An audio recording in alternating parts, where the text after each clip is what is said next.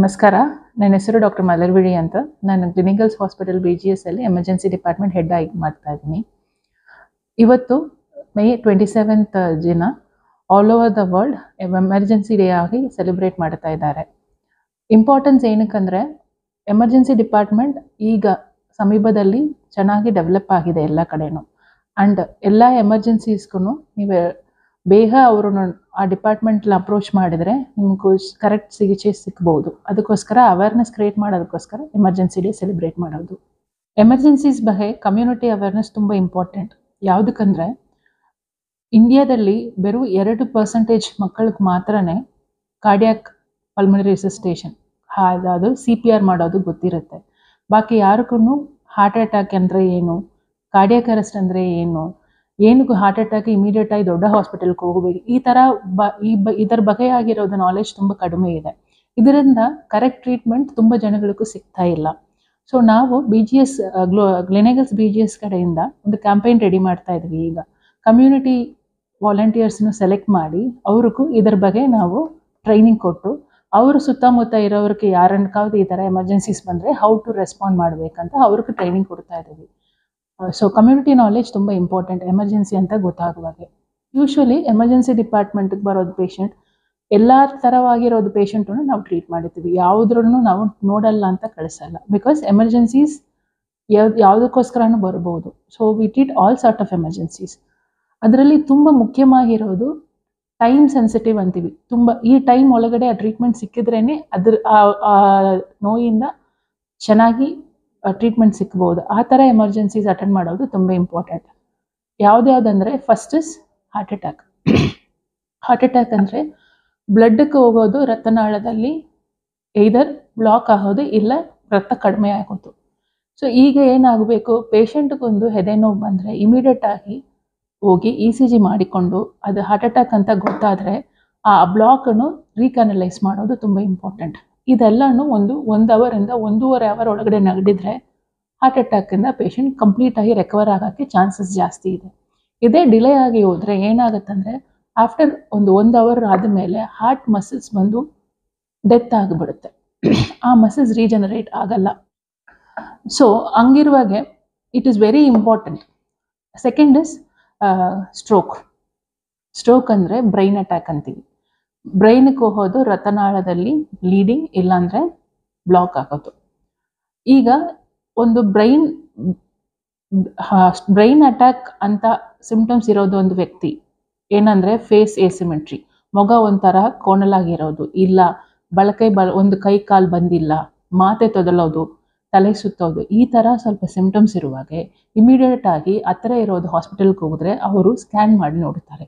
Scan ಮಾಡಿ ಎಲ್ಲಿ ಆ ಬ್ಲಾಕ್ ಇದೆ ಅಂತ ಗೊತ್ತಾಗಿ ನೀವು ಹಾಸ್ಪಿಟಲ್ಗೆ ಒಂದು 4 ಅವರ್ ಒಳಗಡೆ ರೀಚ್ ಆಗಿದರೆ ಆ ಕ್ಲಾಟನ್ನು ಬರ್ಸ್ಟ್ ಮಾಡೋಕ್ಕೆ ಮೆಡಿಸಿನ್ಸ್ ಕೊಡ್ಬೋದು. ಸೊ ಅದು ಕರೆಕ್ಟಾಗಿ ಟೈಮ್ ಅಪ್ರಾಪ್ರಿಯೇಟ್ ಟ್ರೀಟ್ಮೆಂಟ್ ಆಗುತ್ತೆ. ಸಿಮಿಲರ್ಲಿ ಒಂದು ಆಕ್ಸಿಡೆಂಟ್ ಆಗುತ್ತೆ, ಪೇಷಂಟ್ಗೂ ಒಂದು ಕಾಲಲ್ಲಿ ಏಟು ಬಿದ್ದಿದೆ, ಬ್ಲೀಡಿಂಗ್ ಆಗ್ತಾ ಇದೆ. ನೀವು ಇಮಿಡಿಯೇಟ್ ಅಟೆನ್ಷನ್ ಕೊಟ್ಟಿಲ್ಲ ಅಂದರೆ ಆ ವ್ಯಕ್ತಿ ಬ್ಲೀಡಿಂಗಿಂದ ಸಾಯೋಕ್ಕೆ ತುಂಬ ಚಾನ್ಸಸ್ ಇದೆ. ಸೊ ಈ ಥರ ಟೈಮ್ ಸೆನ್ಸಿಟಿವ್ ಎಮರ್ಜೆನ್ಸೀಸ್ ಬಗ್ಗೆ ನಾಲೆಜನ್ನು ಅದಕ್ಕೆ ಇಮಿಡಿಯೇಟಾಗಿ ಏನು ಮಾಡಬೇಕು ಅನ್ನೋದನ್ನು ತುಂಬ ಇಂಪಾರ್ಟೆಂಟ್. ಈಗ ಹಾರ್ಟ್ ಅಟ್ಯಾಕ್ ಇದೆ, ಇಮಿಡಿಯೇಟ್ ಆಗಿ ದೂರ ಇದೆ ಹಾಸ್ಪಿಟಲ್ ಅನ್ನೋ ಸಂದರ್ಭದಲ್ಲಿ ಏನು ಮಾಡಬೇಕಾಗುತ್ತೆ ಮೇಡಮ್? ಫಸ್ಟ್ ಏಡ್ ಏನಾದ್ರು ಮಾಡೋದಾ? ಫಸ್ಟ್ ಏಡ್ ಅಂತ ಎನಿ ಟೈಮ್ ಚೆಸ್ಟ್ ಪೈನ್ ಅಂತ ಬಂದಮೇಲೆ ನೀವು ಹತ್ರ ಇರೋದು ಹಾಸ್ಪಿಟಲ್ಗೆ ಹೋಗ್ಬೋದು.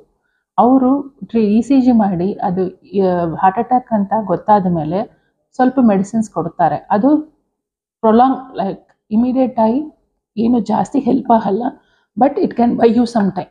ಅದರೊಳಗಡೆ 60 to 90 minutes ಒಳಗಡೆ ಹತ್ತಿರ ಇರೋದು ದೊಡ್ಡ ಹಾಸ್ಪಿಟಲ್ಗೆ ಹೋಗೋದು is always better.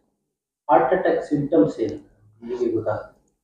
Heart attack symptoms ಬಂದು ಚೆಸ್ಟ್ ಪೈನ್, ಅதாவது ಹಾರ್ಟ್ ಅಟ್ಯಾಕ್ ಅಂದರೆ ಹಾರ್ಟ್ ಬಂದು ನಮ್ಮದು ಊಟ ಮಾಡೋದು ಪೈಪ್ಗೂ ಜಸ್ಟ್ ಮುಂದೆ ಇರೋದು.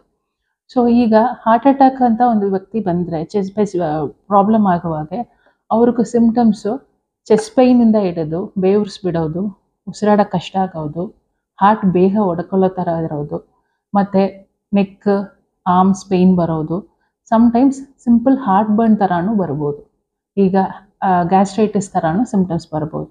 ಸೊ ಎನಿ ಗ್ಯಾಸ್ಟ್ರೈಟಿಸ್ ಸಿಂಪ್ಟಮ್ ಇದೆ ಅಸಿಡಿಟಿ ಸಿಂಪ್ಟಮ್ ಇದೆ, ಒಂದು 10-15 ನಿಮಿಷದಲ್ಲಿ ಸೆಟಲ್ ಆಗಿಲ್ಲ ಅಂದರೆ ಇಮಿಡಿಯೇಟ್ ನೆಕ್ಸ್ಟ್ ಮೆಡಿಕಲ್ ಹೆಲ್ಪ್ ತಗೊಳ್ಳೋದು ತುಂಬ ಇಂಪಾರ್ಟೆಂಟ್. ಕೆಲವರು ಏನು ಮಾಡ್ತಾರೆ, ಪೇಯ್ನ್ ಬಂತು ಅಂದರೆ ಪೇಯ್ನ್ ಕಿಲ್ಲರ್ಸ್ ಆದರೆ ಇಲ್ಲಾಂದರೆ ಗ್ಯಾಸ್ಟ್ರಿಕ್ ಟ್ಯಾಬ್ಲೆಟ್ಸ್ಗಳು ತೊಗೊಂಡು ಸುಮ್ಮನೆ ಹೋಗ್ತಾರೆ ಪೇಯ್ನ್ ಅಂಥವ್ರಿಗೆ. ಅಂಥವ್ರಿಗೆ ಅದೇ ನಾನೀಗ ಹೇಳೋದೇನೆಂದರೆ, ನೀವು ಟ್ಯಾಬ್ಲೆಟ್ ತೊಗೊಳ್ಳಿ ಇಲ್ಲ ತೊಗೊಳ್ಳಿ, ಬಟ್ 10 ಮಿನಿಟ್ಸ್ ಮೇಲೇನೋ ಆ ಪೇಯ್ನ್ ಕಡಿಮೆ ಆಗಿಲ್ಲ, ಅದೇ ಥರ ಪರ್ಸಿಸ್ಟೆಂಟ್ ಆಗಿದೆ ಅಂದವಾಗೆ ಅಟ್ಲೀಸ್ಟ್ ಹತ್ತಿರ ಹೋಗಿ ಒಂದು ಸಿಂಪಲ್ ECG ಮಾಡ್ಕೊಳ್ಳೋದು ತುಂಬ ಇಂಪಾರ್ಟೆಂಟ್. ಲಾಸ್ಟ್ ಮಂತ್ ನಮ್ಗೊಂದು ಪೇಷಂಟ್ ಇದ್ದರು, ಒಂದು 40 year old ವಿಮೆನ್. ಅವ್ರಿಗೂ ನೈಟೆಲ್ಲ ಅಸಿಡಿಟಿ ಅಂತ ಹತ್ತಿರ ಹಾಸ್ಪಿಟಲ್ಗೆ ಹೋಗಿ 2-3 ಟೈಮ್ ಇಂಜೆಕ್ಷನ್ಸ್ ತೊಗೊಂಡು ಬಂದಿದ್ದಾರೆ. ಬೆಳಿಗ್ಗೆ ನಮ್ಮ ಹತ್ರನೂ ಬಂದರು, ಅದೇ ಥರ ಪೇಯ್ನ್ ಅಂತ ಬಂದರು. ಇಮಿಡಿಯೇಟಾಗಿ ನಾವು ECG ಮಾಡಿದ್ದೀವಿ. ಬಿಕಾಸ್ ಯಾವಾಗೂ ಹಾರ್ಟ್ ಅಟ್ಯಾಕ್ ನಾವು ತುಂಬ ಡೌಟಲ್ಲಿನೇ ಮಾಡೋದು. ಸೊ ಎನಿ ಗ್ಯಾಸ್ಟ್ರೈಟಿಸ್ ಪೇಷಂಟಿಗೂ ಒಂದು ECG ಮಾಡಿಕೊಳ್ಳೋದು it is always better. ECG ಮಾಡಿದ ತಕ್ಷಣ that is a heart attack. But ಈಗ ಏನಾಯಿತು, ನೈಟು 7-8 o'clock ಪೇಷಂಟ್ಗೆ ಪೇಯ್ನ್ ಶುರುವಾಗಿರೋದು, ನಮ್ಮ ಹತ್ರ ಬಂದಿರೋದು morning 10 o'clock. So this time ಗ್ಯಾಪಲ್ಲಿ ಹಾರ್ಟ್ ಮಸಲ್ಸಲ್ಲಿ ತುಂಬ ವೀಕ್ ಆಗಿಬಿಟ್ಟಿದೆ, ಹಾರ್ಟ್ ಪಂಪಿಂಗ್ ತುಂಬ ಕಡಿಮೆ ಆಗೋಯಿತು. ಅವ್ರಿಗೆ ನೀವು ಬೇಕಾಗಿರೋ ಚಿಕಿತ್ಸೆ ಕೊಟ್ರೇನು ಅದರಿಂದ ಪೂರ್ತಿ ಅವ್ರಿಗೂ ಹೆಲ್ಪ್ ಆಗಲ್ಲ. So it is very important ನೀವು ಟೈಮ್ಲಿ ಟ್ರೀಟ್ಮೆಂಟ್ ತಗೊಳ್ಳೋದು. ಎಮರ್ಜೆನ್ಸಿ ಮೆಡಿಸಿನ್ ಅವ್ರದ್ದು ಬಂದು ಎಲ್ಲ ಥರವಾಗಿರೋದು ಸ್ಪೆಷಾಲಿಟಿ ಬಗ್ಗೆ ಗೊತ್ತಿರಬೇಕು. So knowledge of all the department to some extent, especially to deal with emergencies. It is more of a stabilisation. ಹೆಂಗೆ ಹೇಳಬೇಕಂದ್ರೆ, ಈಗ ಪೇಷಂಟ್ ಬರ್ತಾರೆ, BP ಡ್ರಾಪ್ ಆಗಿದೆ, ಆ BPನ ಸ್ಟೆಬಿಲೈಸ್ ಮಾಡಬೇಕು.